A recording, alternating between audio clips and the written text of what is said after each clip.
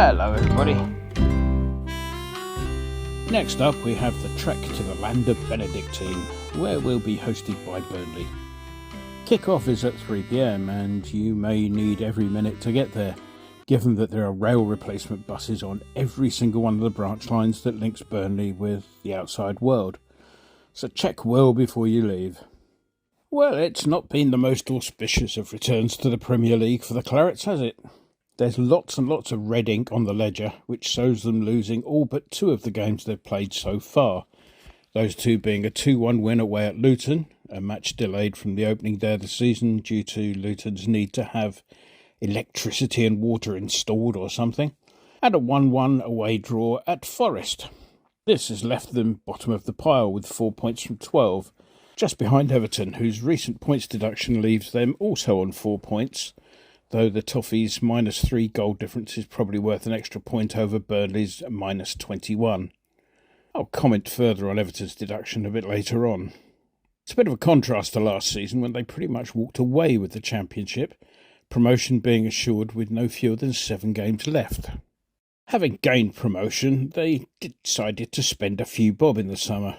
Literally, with 13 first-team squad members arriving, though the source clubs are an indication of the finances with which they're working. Central defender Dara O'Shea was the first arrival, a fee of £7 million being sufficient to bring him in from West Brom. The Dubliner has been capped 22 times by the Republic, the latest of which, at the time of writing, came in the 1-0 defeat by the Netherlands at the conclusion of a pretty dismal Euro qualifying campaign. He was subbed off during that game, a move which appeared to be tactical rather than due to injury, as he was an unused sub during the subsequent 1-1 draw with New Zealand in a friendly. The first of 2 keepers brought in was Lawrence Vigouroux, who arrived on a free from Leyton Orient. Larry Vigorous, as he isn't known, sounds like one of those names made up by 1960s pop impresario Larry Parnes. Think Marty Wilde, Billy Fury, etc. He's been about a bit, has Vigouroux. Being on Spurs books as a kid, he then had a spell at Liverpool's first choice for the reserves, before playing 119 league games for Swindon Town. A spell in Ireland at Waterford was followed by an odd spell with Everton, the oddness arising from the fact that it was the Chilean club of that name for whom he signed. This wasn't a case of somebody dodgy promising him a deal on Merseyside. Vigouroux's dad hails from Chile. He failed to make an appearance in the long, thin country, though. The Chilean authorities scrapped the 2019 season with 6 matches left to play due to ongoing political protests. Returning to Blighty, he spent a few seasons with the O's before arriving at Turf Moor this summer, presumably as a backup. Jordan Bayer's signing from Borussia Mönchengladbach represented the activation of an option to buy clause in the deal that saw the player spend last season on loan in Lancashire. The fee for the defender was £13 million. Bayer's been capped at every level for Germany, up to and including under-21, but that's where the 23-year-old's international career seems to have stalled. Irish striker Michael Obafemi has been a long-term target for Burnley, who were dropping in bids for the player as far back as summer 2021. Eventually, they got their man in on loan in January 2022, and he finally signed on a permanent deal for £3.5 million this summer. For all the time they spent chasing the player, it's perhaps surprising that he's only played once in the league this season. There was another weird transfer in the form of midfielder striker Zeki Amdouni. He spent last season at Bâle and featured in their Thursday night conference run to the semi-finals, where they were beaten by Fiorentina. All that took place while he was on loan from Lausanne Sport, and he finished joint top scorer in the Thursday night conference competition alongside Fiorentina's Cabral. On the 2nd of May, Bâle's option to sign clause was activated, but he was already looking to leave, and leave he did for Burnley for £16.1 million. He's been fairly prolific at both club and international level in the past, with 6 goals in 9 games for the Swiss national side. However, he's found things just a little bit harder in the Premier League, with only 2 goals in his 12 league appearances to date. The other and first-choice keeper to arrive was James Trafford, who, despite the surname, arrived on a £15 million deal from Manchester City. Although he didn't make the first team with City, he did gain a reputation for keeping clean sheets whilst on loan at Bolton over the past couple of years. The deal allows for a further £4 million to be paid in add-ons, which would make him, at the time of writing, Burnley's most expensive player ever. Carlisle would also have reason to be quite chuffed. They've already gained a couple of million as part of the deal that saw him sign for City, and presumably a few more quid would come their way if the add-ons were activated. There were a couple of old faces arriving during the summer. Well, sort of. Familiar names is probably a more accurate way of putting this.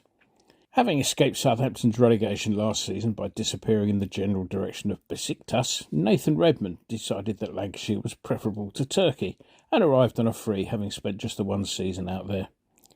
The other, and I use the word familiar name advisedly here, to arrive was Aaron Ramsey. No, not that Aaron Ramsey. Daisy was quite taken aback when she saw that Burnley had paid £14 million for the 32-year-old Welshman.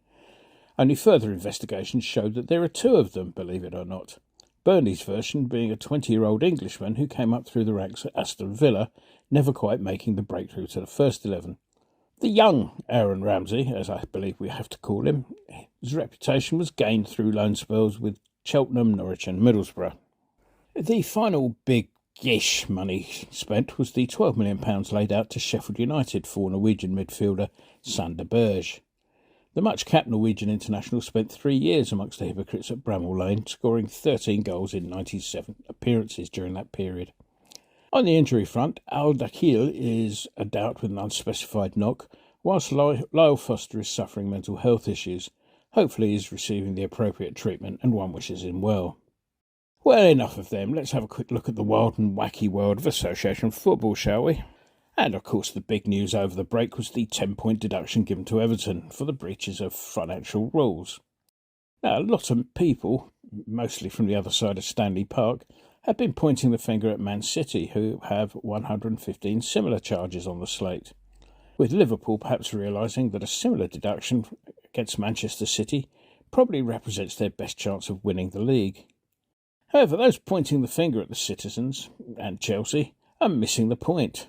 It is indeed interesting that the authorities moved with such speed to take the points from Everton, but perhaps the comparison should be made not with the charges levied at Manchester City, but with the laughable punishments dished out to the 6 clubs who tried to join the so-called Super League. Amongst the rather pathetic financial sanctions handed out, I think it was £3.6 million each as a goodwill payment, there was the threat of a 30-point deduction, but only if they do it again. You might think that the relative scale of the punishments in comparison with Everton's sticks the place out. You'd be right. Elsewhere, England stuttered against Malta and North Macedonia, with Southgate stubbornly insisting that Henderson's good enough to play international football. Now, I'm all in favour of loyalty, but when a player was useless all along and made Malta's midfield look world-class, you do have to wonder whether the England manager is being stubborn just for the sake of it. It was a mixed break for those of our players on international duty. Soufal earned himself a break by breaking curfew, joining some colleagues on an unsanctioned trip to the local Palais de Danse or some such establishment. So he got home early. Soucek came back with a couple of hard-looking cuts on his face, but was otherwise unharmed. Bowen, Antonio and possibly Kudus were less fortunate. Bowen's complete waste of a week ended with him picking up a knee injury in training. It's not thought to be serious, but as I write this, further information is awaited. Similarly, Antonio's knee injury is also believed to be not quite as bad as first thought, with a possible month's layoff on the cards. Details of Kudus' back are very sketchy, but he did come on a sub in Ghana's 1-0 defeat to the Comoros, so one would think that he should be okay for the weekend. Last time out, we laboured a bit against Forest, with Ward-Prowse being our saviour once more. Ultimately, we were worth the 3 points, but sometimes, as I mentioned after the Olympiacos game, you just have to grit your teeth and grind out a win. And let's face it, that's a game we would have probably lost 12 months ago. After the game, there was the unedifying sight of a website launching into a spectacularly dim character assassination of Soucek, who was scorer of the winning goal. My much more learned colleague, Mr. Walker, has done a much more forensic critique of that article than I could ever be bothered with. But to save you the bother, just have a look at the "What have the Romans ever done for us" section of Life of Brian, and you'll get the gist of what the original article was like. So on to this week, and with a full squad I'd be sitting here fairly confident of taking home the 3 points. However, with Bowen and Antonio out, one is a little more circumspect about things. If Kudus is fit, I'd still feel confident, and whilst Ings appears to have lost all confidence in front of goal, surely a run out against the team that's lost every game at home this season would be an ideal way of rebuilding things. And maybe then it's time to give Mubama more than 3 minutes to put his money where his agent's mouth is, perhaps. So for the prediction, I'm going, cautiously, admittedly, for an away win. The £2.50 that I would have put towards a pint, but for Daisy imposing her own version of FFP on me, will instead go on a wager with Winston the Turf account for an away win. Make it 2-1 to us, please.